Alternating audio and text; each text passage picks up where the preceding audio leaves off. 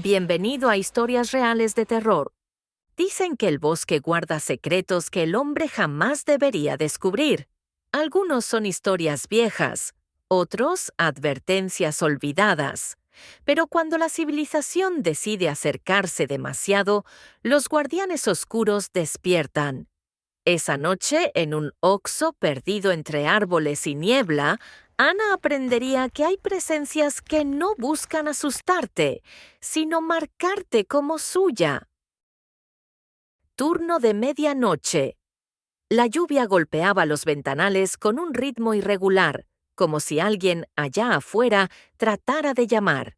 Ana había llegado a su turno a las 10 de la noche, como cada noche desde que el nuevo Oxxo abrió a la orilla del bosque de San Martín, un lugar tan apartado que el camino más cercano a la civilización quedaba a casi media hora en auto.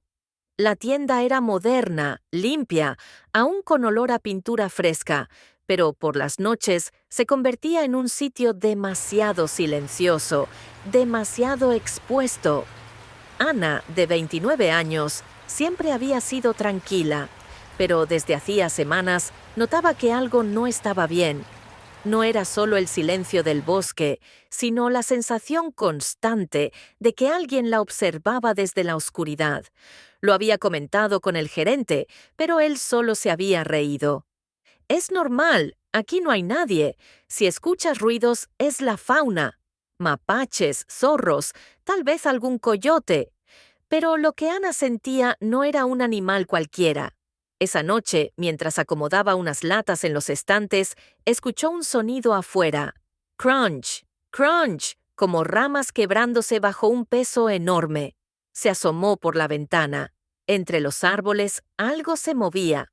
Demasiado rápido, demasiado alto para ser un perro o un hombre.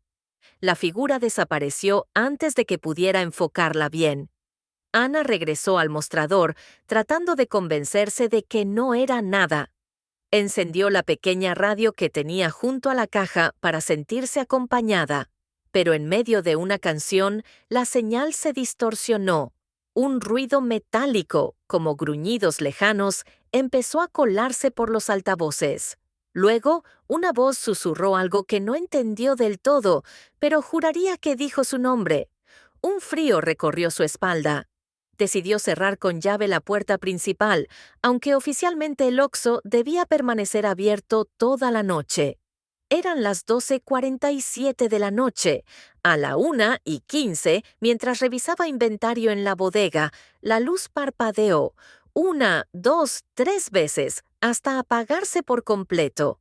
Solo el refrigerador de bebidas emitía un zumbido débil, iluminando con un resplandor azulado el pasillo.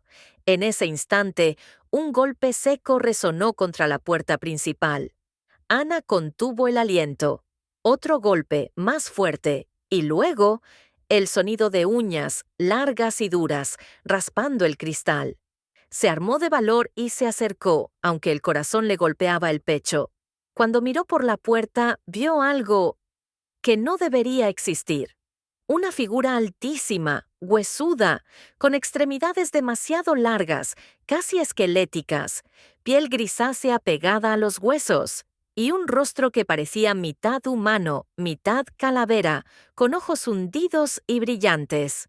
Sus labios apenas cubrían los dientes, afilados como cuchillas. El ser la miraba como si la conociera. Ana retrocedió, tropezando con una caja. El monstruo golpeó de nuevo la puerta, pero no la rompió. Se escondió detrás del mostrador, respirando agitada.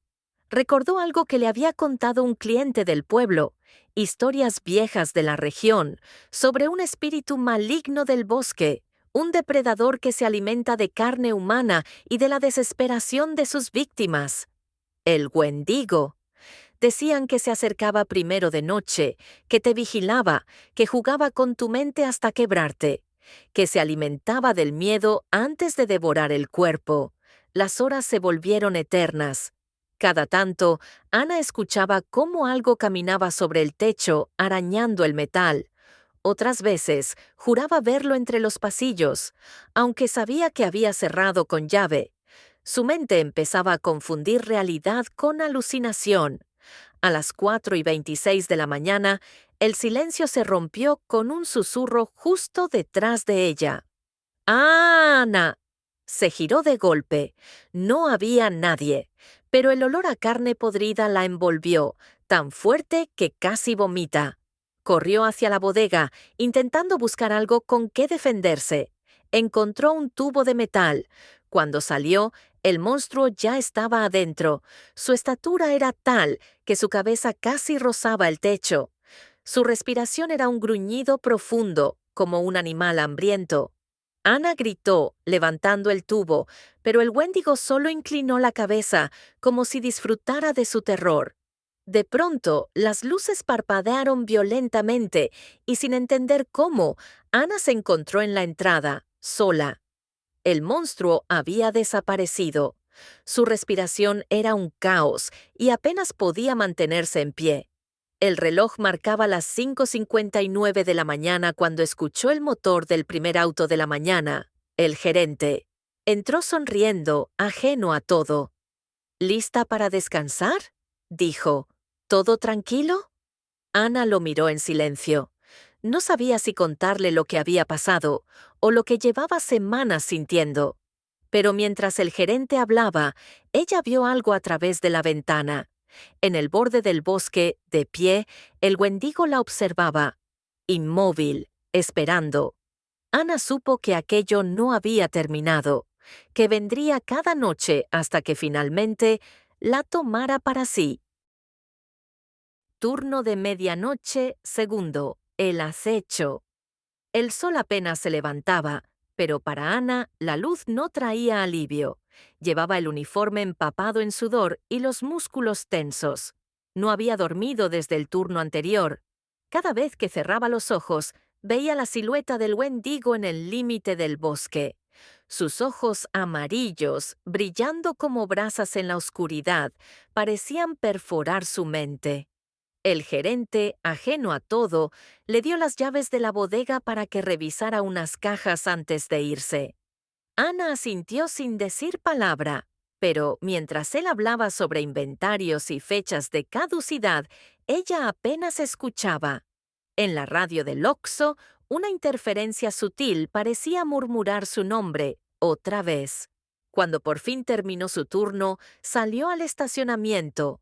El aire frío del amanecer le cortó la piel, pero lo que realmente le heló la sangre fue darse cuenta de que su auto tenía las llantas delanteras reventadas. No había cobertura telefónica para llamar a nadie. El gerente ya se había ido, así que no tuvo más remedio que caminar por el sendero que llevaba al camino principal, una ruta que bordeaba el bosque. A cada paso sentía que alguien la seguía. Las ramas crujían, siempre detrás, nunca delante. Aceleró el paso. El viento traía un olor nauseabundo, mezcla de sangre seca y carne en descomposición. Y entonces lo escuchó, tan claro como si alguien se lo hubiera dicho al oído. «Tengo hambre». Ana giró sobre sus talones, pero no había nada, solo el bosque inmenso y silencioso. Las noches siguientes fueron peores. El Wendigo parecía jugar con ella. Un turno encontró huellas enormes, humanas pero deformes, marcadas en el suelo frente a la entrada del Oxxo. Otra noche, al ir al refrigerador de lácteos, encontró todas las botellas de leche tiradas, con las tapas arrancadas. Y dentro de cada botella, un líquido oscuro que no era leche. El miedo no se quedaba en la tienda, la seguía a casa. Ana vivía en un pequeño cuarto rentado en las afueras del pueblo. Al llegar una madrugada, encontró la puerta entreabierta, aunque estaba segura de haberla cerrado. Sobre su cama había un pequeño manojo de ramas atadas con tendones secos, formando una figura humanoide. Cuando lo tocó, un olor insoportable llenó la habitación. Empezó a perder peso, a tener pesadillas tan reales que despertaba gritando. En ellas, corría por el bosque mientras algo la perseguía, y siempre, justo antes de atraparla, despertaba con la sensación de uñas rozando su espalda. Al mirarse en el espejo, notó que su piel se estaba volviendo pálida, casi ceniza. Una noche su compañera de turno, Lucía, se ofreció a cubrirla un par de horas para que descansara. Ana aceptó, pero en el fondo tenía un presentimiento horrible. A las 3 de la mañana recibió una llamada del gerente. «Lucía, desapareció. La puerta del Oxxo estaba abierta y todo estaba destrozado». Ana sintió un frío que le paralizó el cuerpo. Sabía sin duda alguna que el Wendigo la había tomado a ella en su lugar y que ahora él había probado carne fresca. La policía investigó sin encontrar nada, pero desde esa noche, cada vez que Ana llegaba a la tienda, encontraba señales. Un trozo de tela rasgado colgando de la reja, unas garras marcadas en el suelo, y a veces, desde el bosque, ese par de ojos amarillos que nunca parpadeaban. El miedo dejó de ser una emoción pasajera y se convirtió en un compañero constante. Ana comenzó a hablar sola, a encerrarse en la bodega con la puerta atrancada y la radio encendida a todo volumen para no escuchar los ruidos afuera. Pero siempre, en algún momento de la madrugada, la interferencia volvía y la voz susurraba: «No voy a esperar para siempre». La noche más larga llegó con una tormenta. La lluvia caía a torrentes y el viento golpeaba las paredes metálicas del techo del Oxxo. Ana estaba sola, sin clientes desde hacía horas. En la pantalla de las cámaras de seguridad notó un fallo. El monitor del pasillo de la bodega se llenó de estática. Cuando volvió la imagen, algo se movía lentamente entre los estantes, aunque ella estaba segura de que no había nadie más ahí. Agarró el tubo de metal que siempre llevaba desde el primer encuentro. Avanzó hacia la bodega, con la respiración acelerada. El olor podrido era insoportable. Y ahí estaba, el Wendigo encorvado, revisando las cajas como un animal hurgando en carroña. Al sentir su presencia, se giró hacia ella y sonrió. No una sonrisa humana, sino una mueca abierta, imposible, que dejaba ver filas de dientes afilados. Ana gritó y golpeó con el tubo, pero él desapareció en un parpadeo, como si se hubiera desvanecido en el aire. El ruido volvió, esta vez detrás de ella. Sintió su aliento frío en la nuca y una voz clara y gutural que dijo: «Esta noche es la última. Gracias por escuchar esta historia real de terror».